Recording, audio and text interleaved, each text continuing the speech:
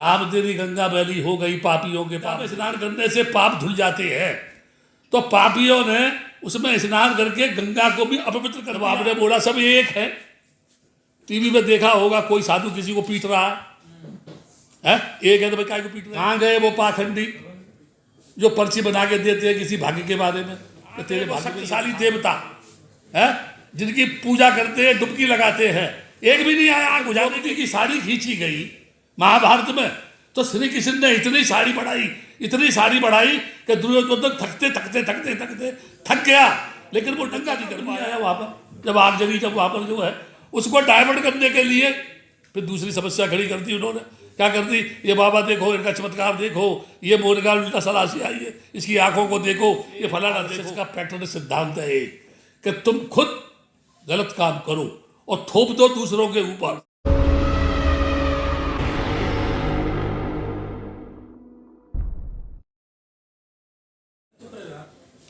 हम ये मांग कर रहे हैं कि बुद्ध गया के महाबोधि विहार को बौद्धों के हाथ में सौंपे सरकार से, ठीक है? तो पहली बार बुद्ध सेक्रेटरी बना, पहली बार बुद्धिस्ट मेंबर बने उसमें। उसके बाद हम बोलते हैं कि जितने भी बुद्धिस्ट मॉन्यूमेंट हैं उनको या तो बौद्धों को सौंपे या सरकार उसकी देख रेख करे। क्यों? कहीं बुद्ध की प्रतिमा को तेल चुपर दिया तो तेलिया बाबा बना दिया, कहीं कुछ हाथ काट दिया, कहीं कुछ कर दिया, कुछ और बना दिया। एक जगह पर जो है कर्नाटक या उस साइड में वो जो है बुद्धिस्ट स्टैचू है, तो उसमें बोलते हैं कि ये शिवलिंग बना हुआ है। एक बात मैं जरूर कहूँगा इस समय पर, बहुत जरूरी बात है, शिवलिंग ऐसी क्या चीज़ है कि हर जगह पहुँच गई क्या? ये समझ में नहीं आता। लिंग अगर एक है तो सब जगह कैसे पहुँच गई है? या तो कोई ऑटोमेटिक मशीन है वो जो ऐसे जगह जगह फिट कर दी उन्होंने जो है। दूसरी ये पांडव सब जगह गए। मैं आपको ये बता दूं, जैसे आपने बोला कि बौद्धों तो इसकी बात क्यों नहीं उठाई, आपको ये बता दूं, ये धरती बुद्ध की धरती है, ठीक है? सारा विश्व इस धरती को बुद्ध के नाम से जानता है। आप जितने पत्रकार हैं यहाँ टीवी मीडिया के, आप बुद्ध गया जाओ, एक एक आदमी लाखों रुपया फेंकता है ऐसे बुद्ध के नाम पर। पागल तो नहीं है वो, अरबों रुपया बुद्ध के नाम पे आता है इस देश में, ठीक है? और ये बोला जाता है कि ये सड़क बनेगी। मैं बुद्ध गया मैनेजमेंट कमेटी में रहा 6 वर्ष तक। कोई थाईलैंड की पार्टी आई, बोले कि हम ये सुलभ शौचालय बनना चाहिए यहाँ। उसने रुपया दिया, उन लोगों ने एक ढांचा खड़ा किया मैनेजमेंट कमेटी के सेक्रेटरी ने। उसके बाद वो बना नहीं। दूसरी बार वो पार्टी आई तो उन्होंने बोला वो आपने बनाया नहीं। तो क्या कह रहे हैं वो सेक्रेटरी साहब? बरसात आई बहुत जोर से, ओले पड़े थे, बिल्डिंग हमने बनाई, टूट के छतग्रस्त हो गई, क्योंकि सुलभ शौचालय बनाने के नाम पर थाईलैंड के लोग पैसा दे रहे हैं, ठीक है? इस सरकार के नहीं नुमाइंदे, सरकार के नहीं, इस सरकार के नुमाइंदे ही नहीं बल्कि धर्म के ठेकेदार पुष्पमित्र शुंग, जिसने भिक्षुओं का कत्ल किया है ना, उसको ब्राह्मणों का धर्मगुरु बता करके, भगवान बना करके अयोध्या में राम मंदिर का निर्माण कर दिया। मैं लोगों से पूछता हूँ, वो बात पुष्पमित्र शुंग, मैं लोगों से पूछता हूँ, व्हेन डिड द वॉर जो है राम इन अयोध्या? कोई इतिहासकार, चैलेंज है मेरा पूरे देश को, कोई भी इतिहासकार ये सिद्ध करे कि यह हुआ, पैदा हुआ, मैं गुलाम बनने को तैयार हूँ। एक बार ये सारा यहाँ का ब्राह्मणवाद, यहाँ का सारा जातवाद, यहाँ के सभी साधु संत ये चाहते हैं कि हम बुद्ध के दर्शन को पुनः भारत की धरती पर नहीं आने देंगे। इसलिए ये बौद्धों का, बुद्ध विहारों का समर्थन नहीं करते, रख रखाव नहीं करते।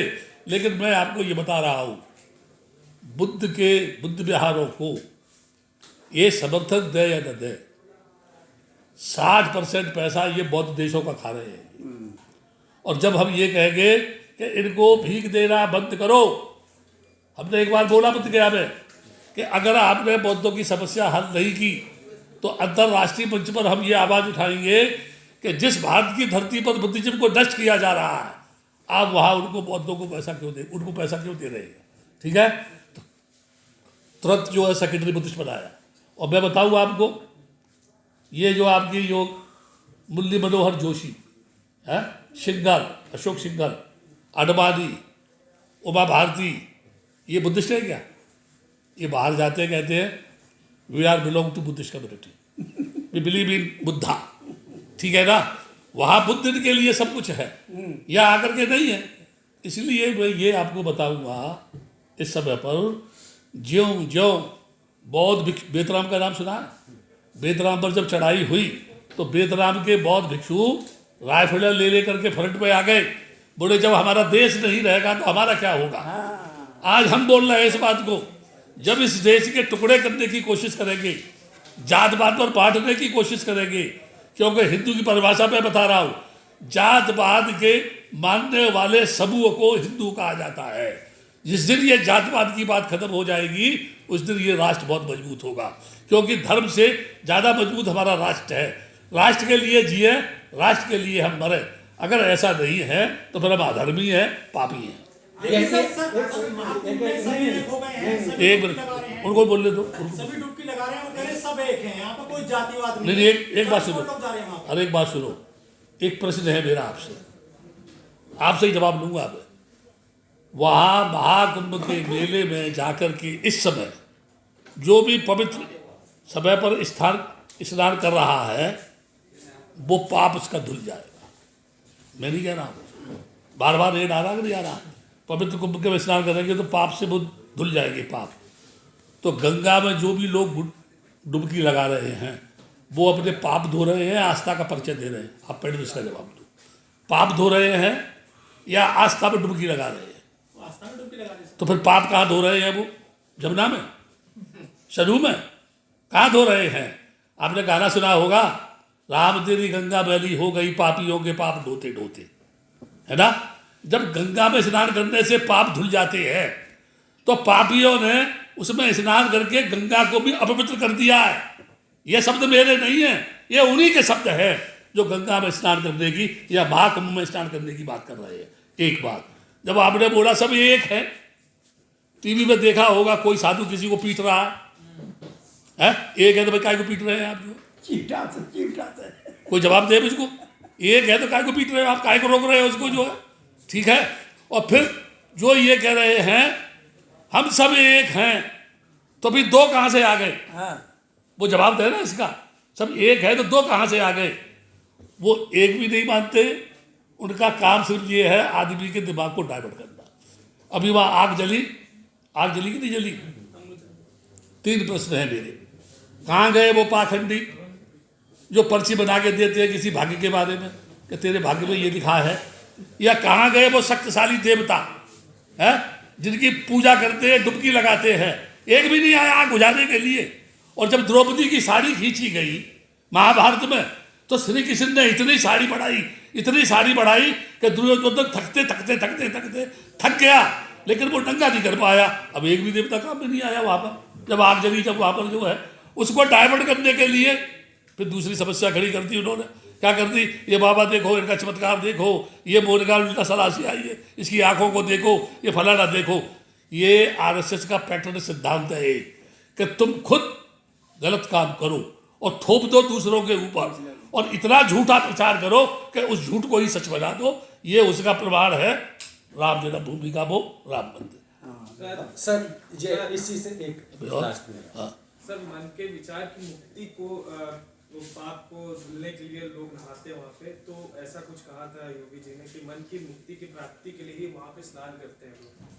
तो मन की मुक्ति क्या चीज़ है? उस पर परमात्मा की साधना के लिए जो चीज़ होती है कि संचार के लिए। एक मिनट सुनो, हमारा मन जो है चलायमान है, चंचल है।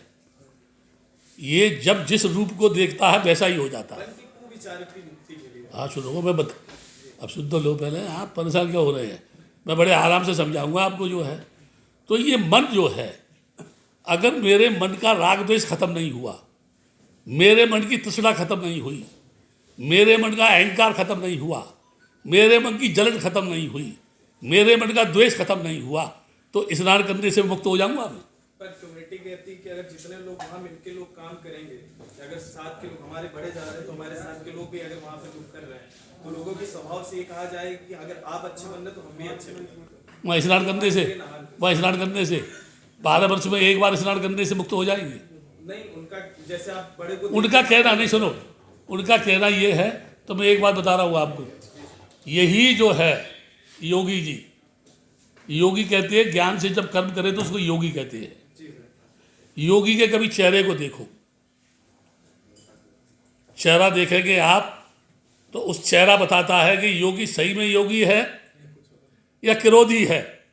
ठीक है, जो योगी अपने क्रोध को खत्म नहीं कर सकता, जो योगी अपने द्वेष को खत्म नहीं कर सकता, जो योगी जात पात के उन टुकड़ों को जो है एक नहीं कर सकता, मैं उसको योगी मानने को तैयार नहीं हूं।